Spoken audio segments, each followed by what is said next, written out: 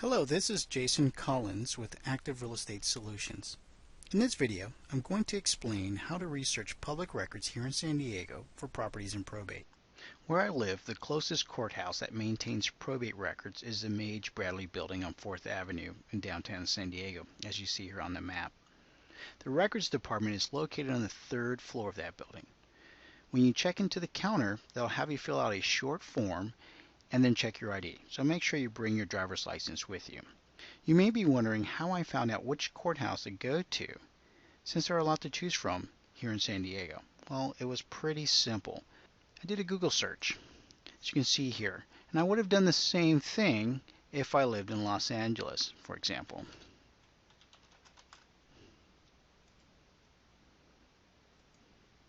There we go. Once they're done processing you at the counter, you'll be led into a small room of 5 to 7 kiosk stations. Now, you're not allowed to use a camera or your phone in the room, but you can use a laptop, a tablet, or even an old-fashioned notepad to take notes. The first page you come to on the kiosk station is this one here. On this page, we want to right-click on the Date Search button here at the top, since we're not looking for any one specific case. For case category, we want to select probate. For case location, select the area you're interested in. Now, I prefer to keep it set to all, but you can choose Central, East County, North County, and South County. Just so you know, there are no case documents filed on the weekends or holidays, even though you see those days available here on the calendar.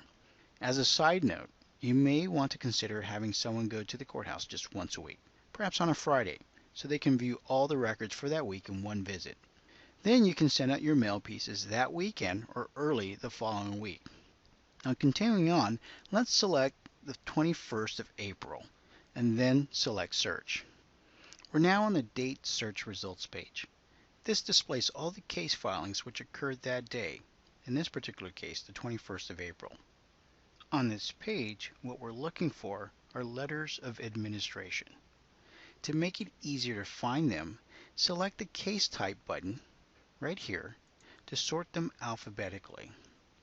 For this training, we'll use the estate of Mark Woodward Doughty.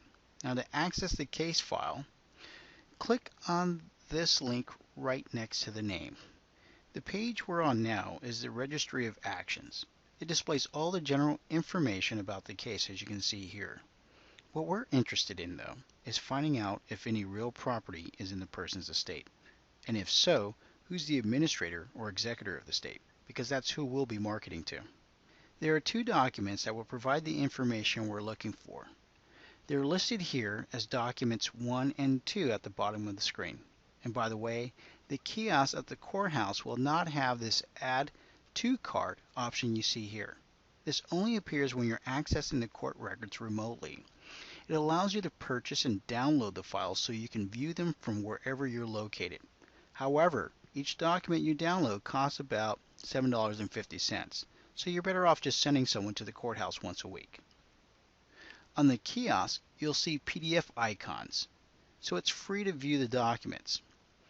But if you want to print some of the pages of the documents while you're at the courthouse, you can do so, but you'll be charged roughly 70 cents per page. The first document we'll open up is the Petition of Letters of Administration with Authorization to Administer under the Independent Administration of Estates Act. I call it DE 111 for short because of the code at the top right-hand corner of the document, and I'll show you what that looks like. This document will provide most of the information we're looking for. Paragraph 2 tells us who the petitioner is. In this case, it's Elizabeth Doughty. It also indicates that she's requesting to serve as the administrator of the decedent's estate. Paragraph 3 gives us the address of the decedent's property. In paragraph 3C shows us what they believe the fair market value is of the property in the estate, as well as any known debt or encumbrances. And in case you were wondering what this meant, decedent died intestate, that simply means that the person died without a will. In paragraph 3F2, We see that Elizabeth Doughty, the petitioner, is the decedent's sister, right here.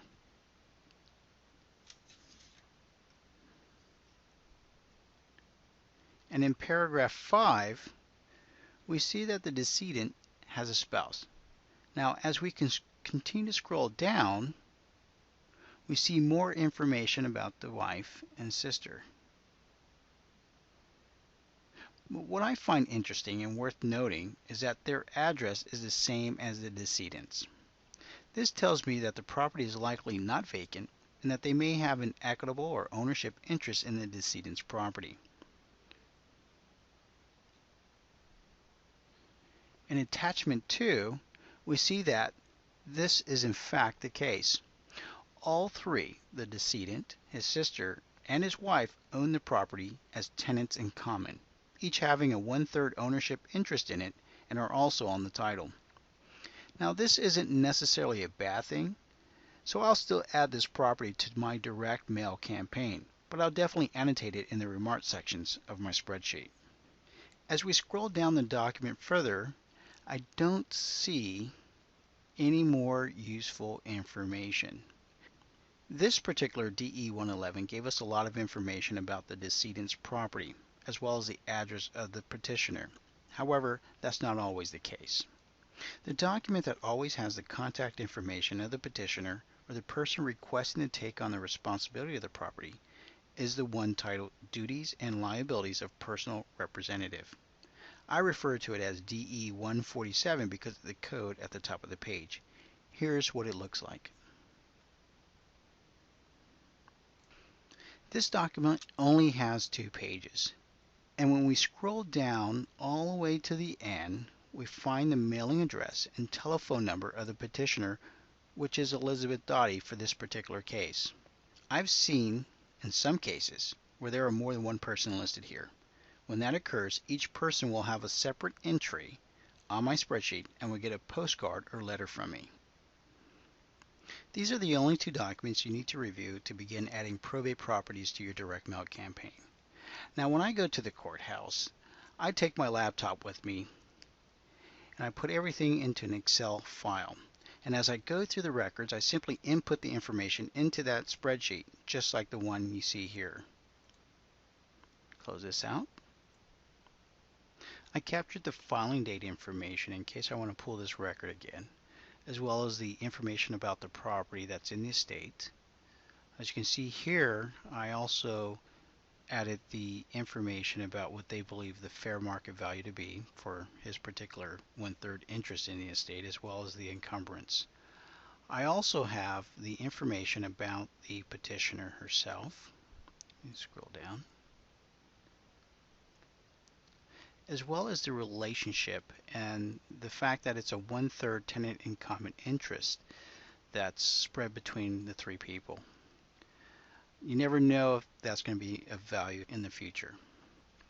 The last thing I wanted to mention about this spreadsheet is the way I have my header information set up works well for the systems I use for sending out postcards and letters, as well as for printing address labels for my envelopes.